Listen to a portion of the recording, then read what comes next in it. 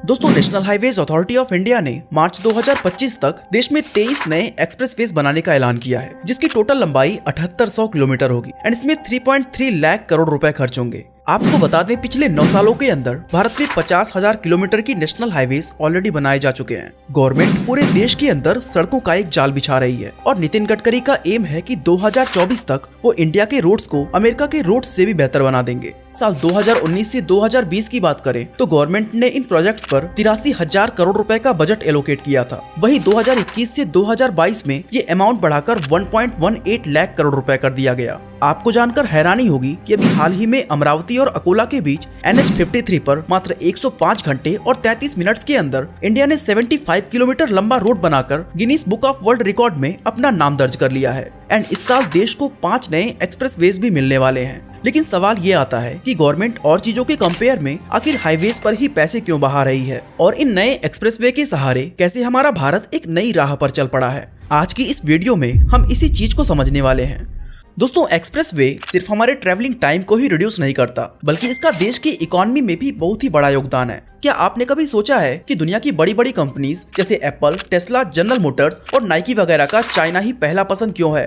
क्योंकि उनके पास cheap labour है। लेकिन ये तो बांग्लादेश के पास भी है। फिर क्या रीजन है कि इंटरनेशनल ब्रांड्स हमेशा चाइना की तरफ ज्यादा अट्रैक्ट होते हैं? इसका सबसे बड़ा रीजन है यहाँ का रोड इंफ्रास्ट्रक्चर। असल में चीन के पास दुनिया का सबसे लंबा एक्सप्रेसवे नेटवर्क है, जो ट्रांसपोर्टेशन को बाकी देशों के मुकाबले काफी फास्ट बना देता है। और इन रोड्स की मदद से यहाँ कच्चे माल से लेकर तैयार माल को मार्केट या पोर्ट तक बहुत ही कम समय में पहुँचाना पॉसिबल हो जाता है। यही वजह है कि चाइना बिना डेडलाइन को क्रॉस किए कंपनीज को अच्छी सर्विस दे पाता है। दुनिया की सभी कंपनीज तेज कनेक्टिविटी को बहुत ज्यादा इंपॉर्टेंस देती हैं। अब बात सिर्फ चाइना की ही नहीं है, बल्कि Japan, Germany, United states, Singapore और यूएई जैसे और भी कई ऐसे देश हैं जो अपने बेहतरीन रोड इंफ्रास्ट्रक्चर के लिए जाने जाते हैं। साथ ही इसका असर उस देश की इकोनॉमी और ग्रोथ पर साफ तौर से देखा भी जा सकता है। हमारे देश के road transport and highway minister Nitin Gadkari का भी मानना है कि अच्छी सड़कों से ही देश की अर्थव्यवस्था समृद्ध हो सकती है। इसीलिए इंडिया आज अपने एक्सप्रेसवे इंफ्रास्ट्रक्चर को बहुत ही तेजी से इंक्रीज कर रहा है और NHAI यानी national highways authority of India का लक्ष्य है कि आने वाले 2 सालों में ये 23 नए एक्सप्रेसवेज तैयार कर देगा,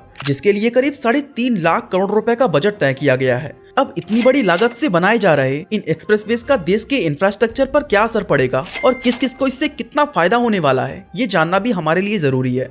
सबसे पहले एक्सप्रेसवेज बनाने का ये काम कई सारे कॉन्ट्रैक्टर्स के हाथों में जाएगा, जो उनकी कमाई का एक जरिया बनेगा। इससे मटेरियल सप्लाई करने वाली कंपनीज को भी प्रॉफिट होगा। इसके अलावा इन रोड्स को बनाने में लाखों जॉब्स क्रिएट होंगे, मशीनरी और उन्हें ऑपरेट करने वाले लोगों की जरूरत पड़ेगी एंड हजारों वर्कर्स, लोकल्स और इंजीनियर्स को भी काम मिलेगा। यानी 3.3 लाख करोड़ रुपए जो गवर्नमेंट खर्च करने जा रही है, वो डायरेक्टली या इनडायरेक्टली देश के नागरिकों के जेब में जाएगा। साथ ही जब रोड का इंफ्रास्ट्रक्चर सुधरेगा तो विदेशी कंपनीज बड़ी संख्या में इंडिया का रुख करेंगी, जिससे काफी सारी जॉब्स क्रिएट होंगी। इसके अलावा एक बड़ा टैलेंट पूल होने की वजह से धीरे धीरे इंडिया भी मैन्युफैक्चरिंग हब बनने की राह पर निकल पड़ेगा।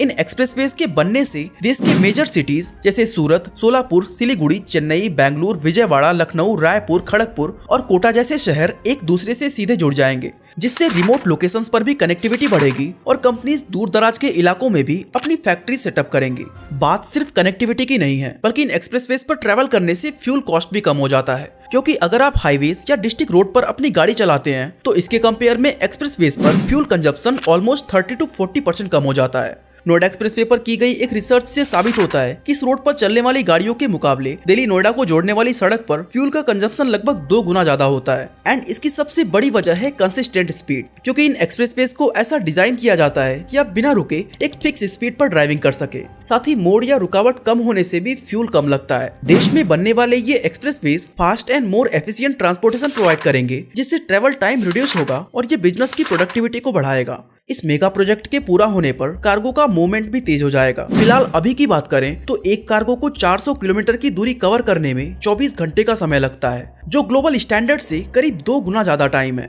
दोस्तों, अच्छी सड़क से टूरिज्म को भी बूस्ट मिलता है, जिससे इस इंडस्ट्री में आने वाला रेवेन्यू भी इंक्रीज होगा। इस तरह के और भी बहुत सारे सेक्टर्स हैं जिस पर इन एक्सप्रेसवे के बनने से काफी इंप्रूवमेंट आएगा और धीरे धीरे देश का हर एरिया या छोटे बड़े बिजनेसेस ग्रो करने लगेंगे।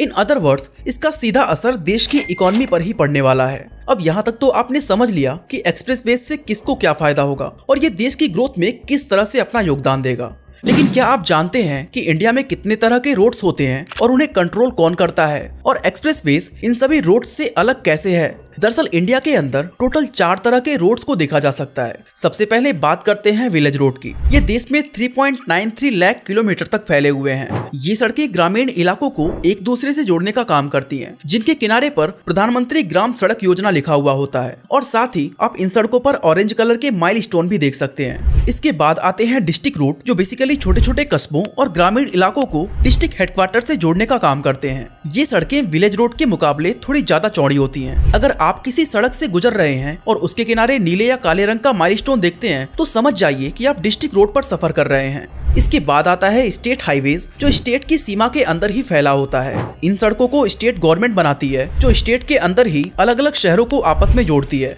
इन हाईवेज के किनारे आप हरे रंग का माइलस्टोन देख सकते हैं। नेक्स्ट बात करें नेशनल हाईवेज की, तो ये एक स्टेट को दूसरे स्टेट से जोड़ने का काम करते हैं। इनकी चौड़ाई स्टेट हाईवे के मुकाबले थोड़ी ज्यादा होती है और ये उससे ज्यादा दूरी तय करने के लिए ही डिजाइन किए जाते हैं। साथ ही इनमें लगे हुए माइलस्टोन पीले रंग के बने होते हैं। लेकिन एक्सप्रेसवे क्या है और ये इन सभी से अलग कैसे है, आइए इसे भी जानते हैं। असल में दोस्तों, एक्सप्रेसवेज भी नेशनल हाईवे की तरह ही एक स्टेट को दूसरे स्टेट से जोड़ने का ही काम करते हैं, लेकिन यूजुअली इन पर 2 व्हीलर्स अलाउड नहीं होते। अगर हम टॉप स्पीड की बात करें तो आप यहाँ अपनी कार को 120 या 140 किलोमीटर पर आवर की रफ्तार से भी दौड़ा सकते हैं। कुछ जगहों पर यह speed limit 100 kilometre per hour भी हो सकती है। वहीं नेशनल हाईवेज की स्पीड लिमिट जनरली 80 से 100 किलोमीटर पर आवर के बीच होती है। इसके अलावा नेशनल हाईवेज पर यूजुअली 2 से 4 लेन्स बने होते हैं, जबकि एक्सप्रेसवेज पर 6 या इससे ज्यादा होते हैं। बात करें चौराहे या ट्रैफिक सिग्नल की, तो ये आपको एक्सप्रेसवे पर बिल्कुल भी देखने को नहीं मिलेंगे। अब अगर इसकी अथॉरिटी की बात करें तो इसे सेंट्रल गवर्नमेंट मेंटेन करती है।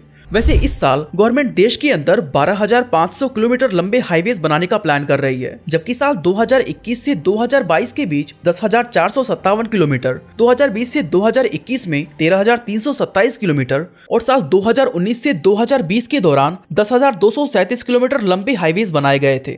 इसके अलावा एक्सप्रेसवे की बात करें तो फिलहाल इंडिया में टोटल 4,067 किलोमीटर लेंथ के 44 एक्सप्रेसवेज मौजूद हैं, जहां अगले 2 साल में 7,800 किलोमीटर की लंबाई और ऐड कर दी जाएगी। अगर हम इंडिया के कुछ मोस्ट फेमस एक्सप्रेसवेज को देखें तो इसमें सबसे पहले नंबर पर आता है यमुना एक्सप्रेसवे। 165 किलोमीटर लंबा ये रोड मथुरा और अलीगढ़ से गुजरते हुए दिल्ली को आगरा से जोड़ता है। आपको बता दें, जहां पहले दिल्ली से आगरा जाने में 6 से 8 घंटे का समय लगता था, वहीं इस एक्सप्रेसवे के बनने के बाद आप इस दूरी को आराम से 2.5 घंटा में तय कर सकते हैं। यमुना एक्सप्रेसवे को 12,839 करोड़ रुपए में बनाया गया था, जिसकी शुरुआत मायावती गवर्नमेंट ने साल 2007 में की थी। इस 6 लेन वाले एक्सप्रेसवे के स्टार्ट होने के बाद NH2 का ट्रैफिक काफी हद तक कम हो गया और अगर फ्यूचर में जरूरत पड़ी तो इसे 8 लेन तक बढ़ाया जा सकता है। बात करें इंडिया के सबसे लंबे एक्सप्रेसवे के बारे में तो वो है पूर्वांचल एक्सप्रेसवे, जिसकी टोटल लंबाई 341 किलोमीटर की है। आपको बता दें, इसे जुलाई 2018 से बनाना शुरू किया गया था और केवल 3 साल के अंदर इसे आम जनता के लिए खोल दिया गया,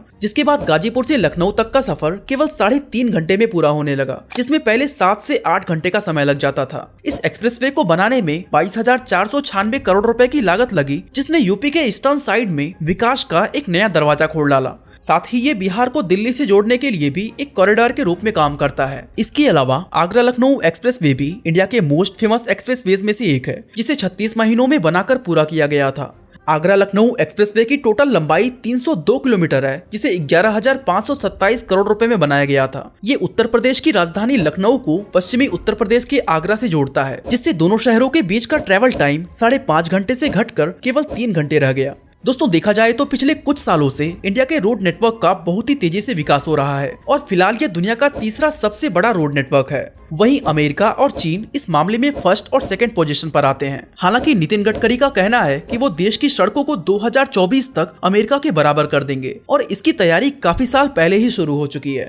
दोस्तों, इस साल भी सरकार 5 नए एक्सप्रेसवेज को ओपन करने की तैयारी कर रही है, जिसमें पहला है दिल्ली मुंबई एक्सप्रेसवे, जिसकी लंबाई लगभग 1350 किलोमीटर है। इस एक्सप्रेसवे की खास बात यह है कि इसमें हर 100 किलोमीटर के गैप पर एक्सीडेंट विक्टिम्स के लिए ट्रॉमा सेंटर बने होंगे और पूरे एक्सप्रेसवे पर 93 जगह ठहरने का इंतजाम भी किया जाएगा। साथ ही ये देश का पहला ऐसा एक्सप्रेसवे होगा जिसमें टोटल 12 हेलीपैड बने होंगे, जिसका यूज मेडिकल इमरजेंसी के लिए किया जाएगा। साथ ही ये डिफेंस रिलेटेड एक्टिविटीज में भी काम आने वाले हैं। एंड आपको जानकर हैरानी होगी कि इस एक्सप्रेसवे को 1 लाख करोड़ रुपए की लागत से बनाया जा रहा है, जिसके ओपन होने के बाद दिल्ली और मुंबई के बीच की दूरी केवल 12.5 घंटे में ही तय हो जाएगी, जो अभी 22 घंटे से भी ज्यादा का समय लेती है। इसके बाद आता है 8 लेन वाला द्वारका एक्सप्रेसवे, जिसकी टोटल लंबाई 29 किलोमीटर है, जिसे 8,662 करोड़ रुपए की लागत से बनाया जा रहा है। ये गुड़गांव के साथ दिल्ली के पश्चिमी हिस्से की कनेक्टिविटी को इंक्रीज करेगा, साथ ही NH8 से भी भीड़ को कम करने में मदद करेगा। नेक्स्ट है अहमदाबाद ढोलेरा एक्सप्रेसवे, जो गुजरात के मेजर सिटीज से होकर गुजरेगा। इसकी टोटल लंबाई 110 किलोमीटर होने वाली है और उम्मीद है कि इसके ओपन होने के बाद अहमदाबाद और DSIR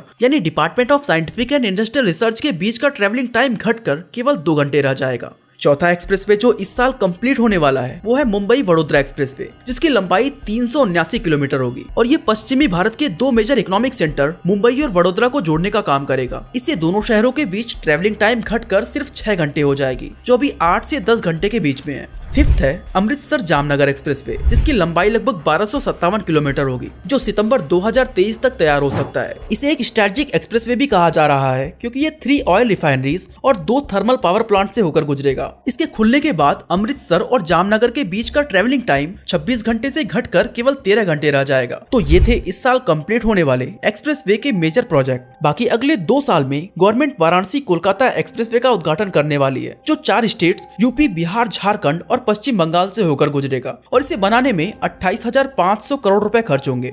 दोस्तों, ministry of road transport and highways ने फाइनेंशियल ईयर 2023 से 2024 के बीच एसेट मोनेटाइजेशन के जरिए 35,000 करोड़ रुपए जुटाने का फैसला किया है। अब जिन्हें एसेट मोनेटाइजेशन के बारे में नहीं पता, उन्हें बता दे कि ये एक प्रोसेस होता है जिसमें नॉन लिक्विड एसेट्स को कैश या इनकम जनरेटिंग एसेट्स में बदला जाता है। फॉर एग्जाम्पल, मान लीजिए कोई मैन्युफैक्चरिंग कंपनी है जिसके पास ऐसे इक्विपमेंट्स पड़े हुए हैं जिनकी अब उसे जरूरत नहीं है, लेकिन उस इक्विपमेंट की किसी दूसरे कंपनी को जरूरत हो सकती है। ऐसे में पहली कंपनी जानती है कि ये इक्विपमेंट्स बहुत ही काम के हैं और अगर उसके पास ऐसे ही पड़े रहे तो धीरे धीरे खराब हो जाएंगे, इसलिए वो उसे दूसरे कंपनी या इंडिविजुअल्स को बेच देगी जिन्हें इसकी जरूरत है। इसके बदले में जो उसे कैश मिलेगा उसका इस्तेमाल वो डेवलपमेंट, मार्केटिंग या कर्ज से छुटकारा पाने के लिए भी कर सकती है। एंड गवर्नमेंट का भी यही प्लान है कि वो अपने इस तरह के एसेट्स को बेचकर एक्सप्रेसवे को बनाने के लिए 35,000 करोड़ रुपए जुटाएगी और toll operate transfer and infrastructure investment trust के थ्रू 10,000 करोड़ रुपए का एडिशनल अमाउंट जमा किया जाएगा। इसके अलावा गवर्नमेंट के पास ऐसे कई तरीके हैं जिनकी मदद से वो इन एक्सप्रेसवेज में लगने वाले खर्चे को कवर करेगी और 2025 तक यानी मात्र 2 साल जितने कम समय में